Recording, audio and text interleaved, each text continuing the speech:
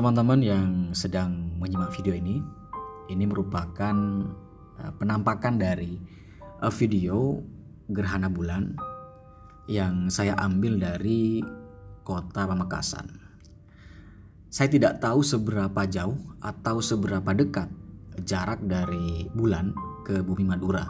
Namun yang pasti fenomena gerhana bulan atau dalam bahasa Madura disebut bulan kering bisa disaksikan dengan mata telanjang atau menggunakan lensa kamera. Nah, kebetulan video yang saya ambil ini menggunakan lensa kamera Nikon dan inilah penampakannya. Dan tadi saya juga sempat mengezoomnya, tentu teman-teman juga bisa menyaksikan ini. Bulan yang ada dalam video ini gitu kan, seperti ada urat dan itu seperti semangka ya, kalau misalkan teman-teman bisa meneliti ini atau bisa di pause kemudian juga bisa dilihat ada semacam tali atau benang yang itu mengakar seperti akar pohon yang itu melilit di tubuh bulan itu sendiri. Nah, namun yang pasti gerhana bulan itu yang saya pahami itu setidaknya dikaitkan kepada dua hal. Yang pertama ada perspektif kultur Madura.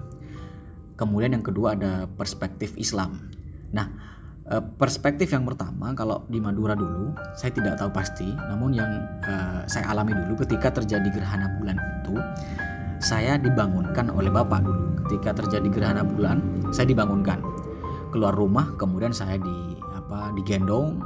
Saat itulah kemudian saya didoakan oleh bapak agar menjadi orang yang memiliki kemujuran nasib, kemudian juga bisa berbuat baik kepada orang. Intinya ketika gerhana bulan terjadi, dan biasanya dulu terjadi tengah malam, dan doa-doanya selalu baik. Artinya gerhana bulan ini memantik agar kita dalam perspektif kultur Madura untuk berbuat baik dan terhindar dari malapetaka. Ini dalam perspektif kultur di Madura. Namun yang pasti saya tidak tahu asal muasal itu, karena memang sampai hari ini saya juga belum mendalami betul asal muasal dari ritus itu, kenapa harus keluar rumah, kemudian juga kenapa kita harus membangunkan sesama keluarga, mendoakan yang baik. Namun yang pasti sekali lagi tidak ada salahnya berdoa untuk kebaikan kita di keluarga.